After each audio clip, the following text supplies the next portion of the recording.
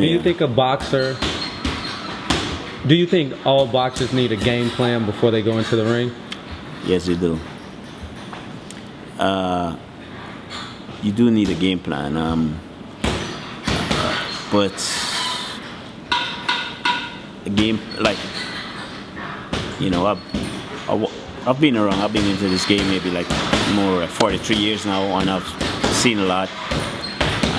I watched a lot of fights, and I think sometimes people get confused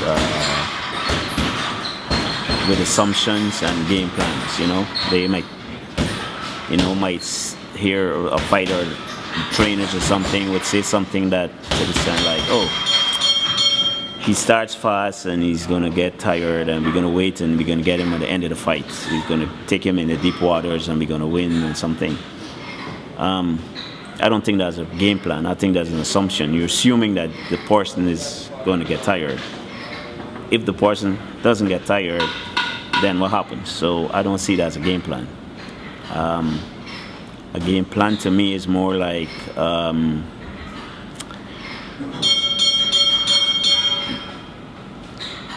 to see something that somebody does well and to take that away from the person.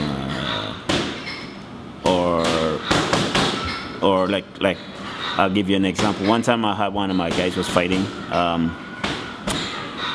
His name is Elio Rojas, and he was fighting Hector Velasquez. Hector Velasquez, he had beat Manny Pacquiao, brother, but he had lost Manny Pacquiao.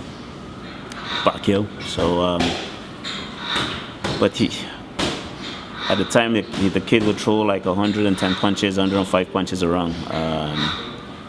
And the kid I was training, he throws 25, 30 punches around. So the manager and they were worried. They wanted to get the kid I was throwing punch count up so that he could compete with this guy.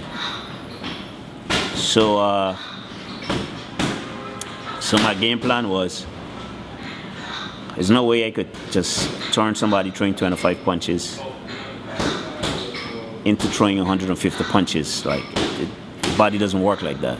So what I did instead was to let my fighter get out first, throw 2 or 3 punches, and tie the guy up.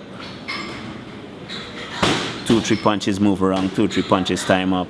So he doesn't know if he's going to move, if he's going to tie him up, and just keeps controlling the fight. So at the end of the fight, the guy that throws 125 punches around, 105 punches around, didn't get a chance to even throw like 20 in the round because he controlled his output. So we didn't get a chance to we just didn't stand up and go toe to toe and exchange to see who could do the better output. We just make sure he didn't have an output. So to me, that's how I would see like a fight plan. So you need game plans to beat certain game plans to beat certain fighters. Right.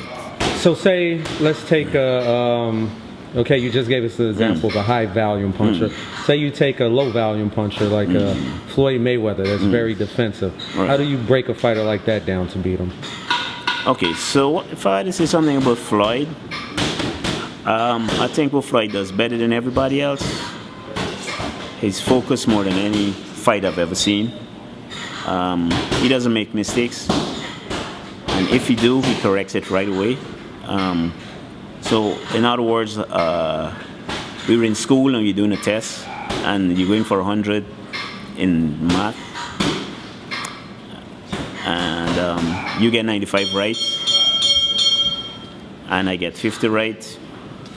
I mean, you're ahead. You because you make the less mistakes, you get a higher percentage, right? And so boxing is the same thing. Every time you make a mistake, you pay for the mistake, and so the least mistakes you make, the more successful you're going to be. And Floyd, is built that way, so he doesn't make a lot of mistakes. If it means don't throwing any punches, or just throwing 2 punches, the crowd could boo, whatever could happen, he's never going to get out his game plan to control it and stay focused on what he needs to do to win. So, and so that I think that's the beauty about Floyd. So, I think the fighters that gave Floyd a hard time was like Madan and those people who Floyd couldn't understand what he was going to do. How they're going to just throw a left or right running by their heads. They was going to just do anything. So those fights was like the tough fights for Floyd, because it's hard to create a plan for somebody who is just going to do anything like unpredictable.